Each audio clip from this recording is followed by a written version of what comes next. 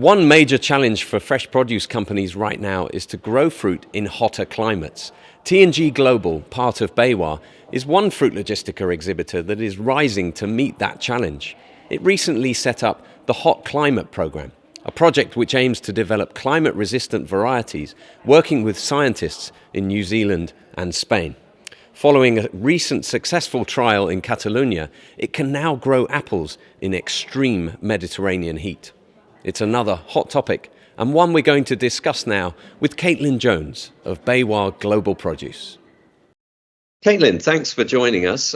Let's start with this question of sustainable development. Given so many challenges over the past year, from supply chain disruptions, in particular soaring cost inflation, what priority do sustainability and innovation have at BayWa Global Produce? Thanks, Mike. Nice to see you again. Thanks a lot for the question. I think, regardless of the market conditions, we are committed to continue investing in our sustainability targets. So in fact, we've just committed to the Science-Based Targets Initiative, which means that we'll be setting a robust emissions reduction target to align with the 1.5 degrees Celsius campaign. And additionally, we continue to look for sustainable innovations, which is one of our key investment pillars, along with varietal development, growing, and investing in global markets. So what does that mean? Can you give us some idea of what kind of sustainable innovations you are looking into? Yeah, absolutely. So we do this in multiple ways. For example, we work with startups to help find solutions for the whole BayWa Global Produce group in areas like crop forecasting and smart orcharding and shelf life extension. We also are lucky to be part of the wider BayWa group. So we work with our sister company, BayWa RE, on sustainable growing technologies like agri-PV. And finally, of course, we're proud to showcase what's happening within our wider BGP family. So, for example, Worldwide Fruit in the UK has been engaged in a water stewardship project in South Africa, which they won an award for this year, which we're super excited for them. BayWa Obst in Germany has been working on a project to measure the total carbon footprint in 1 kilo of apples. And finally, one of the most exciting developments is from Venture Fruit, who are bringing innovations in new varieties, such as the Hot Climate Program. Now, some people will have heard of the Hot Climate Program, but for those that haven't, what is it and what has it achieved so far? Sure, yeah. So actually, the Hot Climate Program was initiated back in 2002. And it's a global collaboration between Plant and Food Research in New Zealand, the Institute for Agri-Food Research and Technology in Catalonia, Fruit Future, and Venture Fruit, so our subsidiary.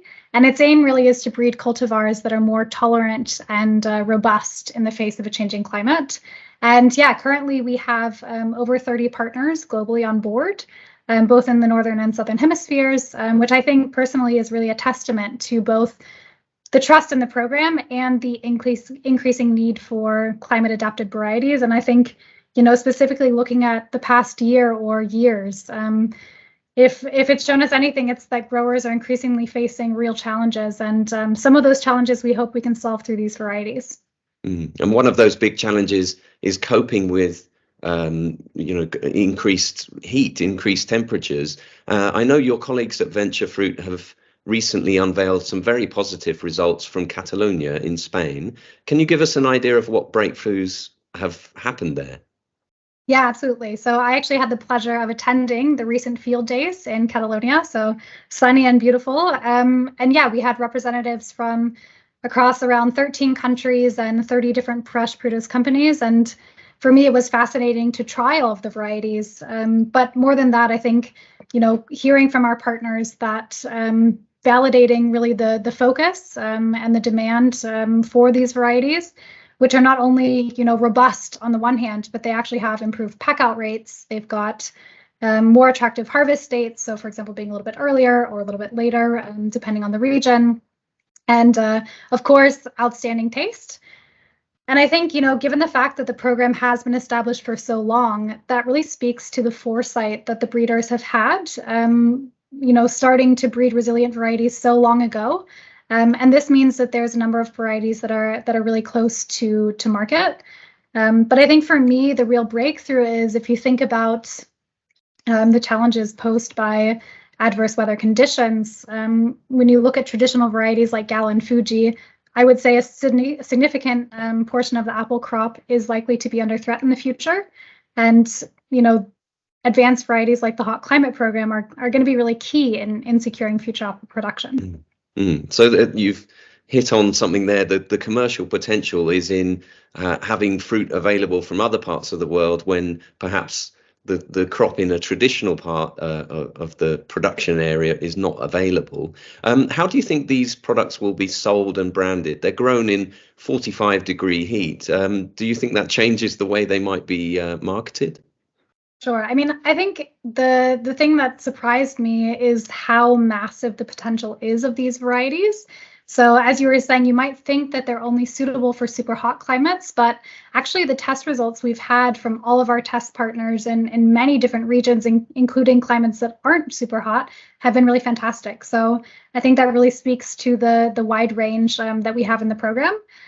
So with regards to the potential, waits to be seen, of course, it's still pretty young in terms of commercialization, but yeah, I think it's going to be pretty massive. And with regards to the commercialization, that's all going to be done through venture fruit.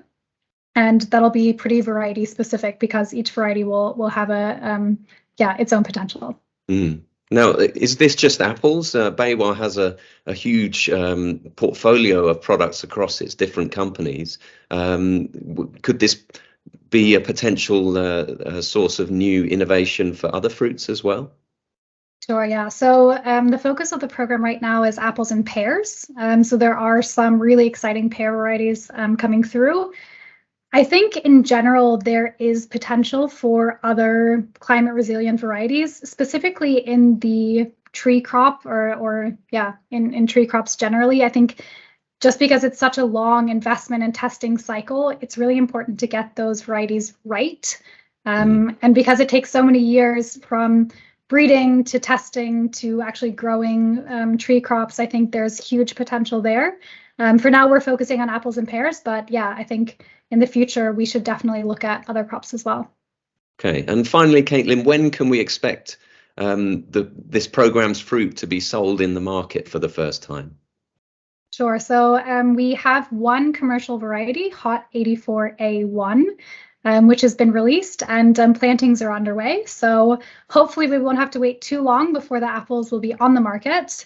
I can say that with regards to Hot 84, which has performed really, really well, both at the grower and the consumer evaluation level, there will be a special announcement at the Berlin Fruit Logistica. So yeah, please stay tuned. Okay, well, we look forward to hearing that announcement in Berlin. And in the meantime, Katelyn, thank you so much for spending time with us and joining us for FruitNet's World of Fresh Ideas. Thank you, Katelyn. Thanks, Mike. That's all for now from FruitNet's World of Fresh Ideas. Subscribe to Fruit Logistica's YouTube channel and stay tuned for more episodes. Visit fruitnet.com and subscribe to our free daily fresh produce news email. And see you in Berlin for Fruit Logistica.